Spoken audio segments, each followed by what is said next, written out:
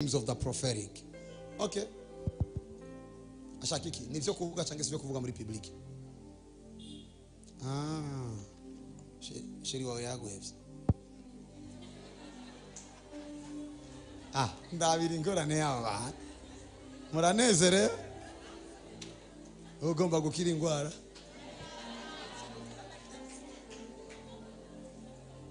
Narino. Nakuvugisha. Achu mwaka n'amezi abiri. Yego. Waramukunda? Cyane gose. Waramutsitaje ariko? Yego. Mvugisha ukuri? Yego. Waramutsitaje? Yego. Wakoze ikintu cyababaje umutima wiwe. Yego. Gituma hagarika kukuvugisha. Yego. Ubu rero urahangayika basa gupfa guvugisha ariko igikomere chance guhera. Yego kabisa. Ninde munyamakosa? Jewe. Fukama.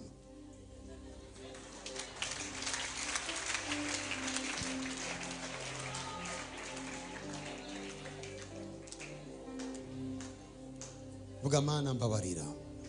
Vuga mana mbabarira. Mana mbabarira. Naramucumuyeko. Naramucumuyeko. Na wewe naragucumuyeko. Subiza agatima muri we. Ndumva ndamukumbuye. Ndumva ndamukunda. Mana dusubize mu mahoro. Sinzosubira guhemuka. Amen.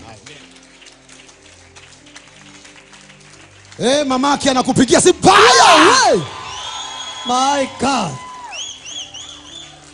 You know, I'm a prophet. Je, unasoma kuandika kiwazo ngacha ndabi kiwazo kile. Mimi naweza kaandika tatizo alafu natazama tatizo lilitokea wapi. Ndabi kiwazo ndavuga okay. Nikiona tatizo nasema sawa. Yaramuhevye. Alimuacha. Chambo naona mubabaje. Nafuka naona umemuumiza. Kandi vyango baje. Tena bilimuumiza kabisa. Kandi vyari mu bintu utarukiye gukora na. Tena ilikuwa ni nyakati ulikuwa haustahili kufanya hivi. Ico gihe usanuka umengo ni wari bwana kizwe neza. Huyo wakati unafanya utafikiri ulikuwa hujaokoka hata vizuri.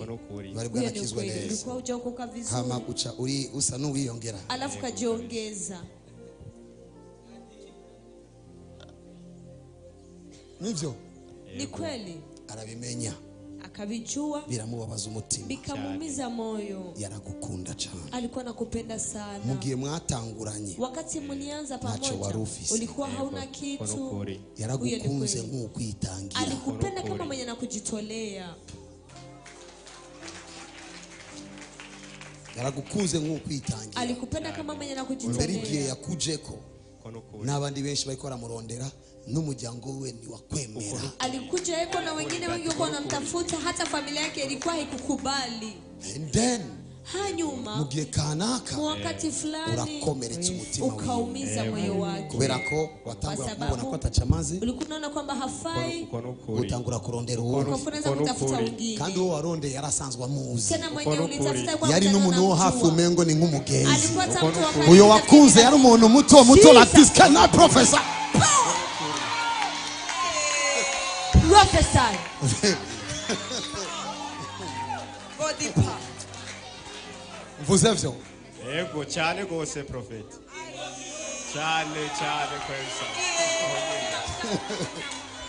Kalina kukeya amen this ibyo biturukundo rw'Imana hivi ndivyo vinaitwa upendo wa Mungu kuko imusubije mu kibanzacho kwa sababu mu mwanya ndiko ndatanga prophecy mndani kuna pana prophecy sheri wake naye kule roho itatulia kiroho kuko nivyo mwisi imwe kwa sababu ni vya ulimwengu wa kiroho yakomerekeje umutima wa mwitangiye aliumiza moyo mwenye amemjitolea nacho warufise ulikuwa hauna kitu wamuzanye muri munzara ulimleta mkoka yarakunda no kukubwira sinakwirika imfungurwa tubuze tuzoba hukonyera mu ntango yo kubaho kwanyu simbona n'igitanda musa n'abajama hasi mwanzo wa kuishi kwa nini hata kitanda mko mnalala chini huyo ni ukweli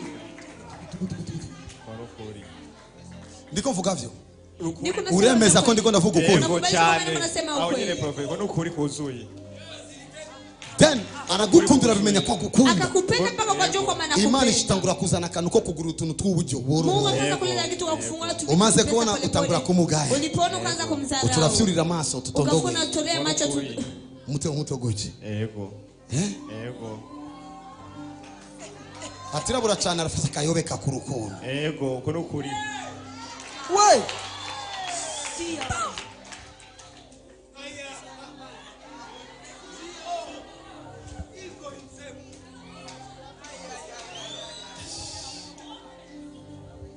arakubwira uravuga ngo ya sivyo barambesha anakuambia ngo eti hapana sija kwa munyuma arabivumbura nyuma akabivumbura acatawa arababara kaumia uyo bwabare bwabaye bwinshi kuburyo ari nigiye wataha ugasanga nakinda avuga kirese kurira kuko yarira yicuza uyu naramwiguze yego kuko mukubana nawe afise nabi wabo atasubiye kuvugana nabo yego kuri kuzuye yego afise nabi wabo atasubiye kuvugana nabo kuna wakoa kuongeza kuongea na wote uje kusaba kukunda nabo bari wewe baramumbuje ati nisuso kugenda nabo bari kubara mukujije walikuwa ariko we arakwigura hama yeye maze gutekana ucugoma kurondera izindi totondo ulipotulia ukatafuta zingine totondo yego bo arigiye mutegwa cange arigiye namwe mutera shetani baturekane nivyo now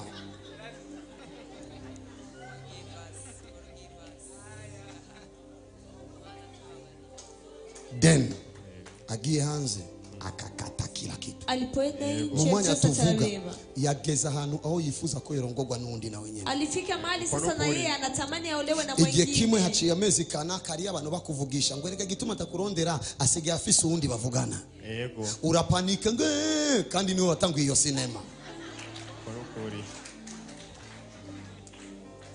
but God kwimani kubabariye mama yake naye anakusamehe Jesus thank you afise umutima umenetse afise umutima wo kwihana umuntu nk'uyu arakina imbabazi z'ijuru amahoro aramugarutseko urugo rwabo rugiye kuba urw'akarorero umunsi madamu wazoza bazoza ngaha na wa present kana professor kana professor akaga professor ndagahende kankalema akoreshia ndiko ndabona imana igomba itanga akazu akakazu ndagahende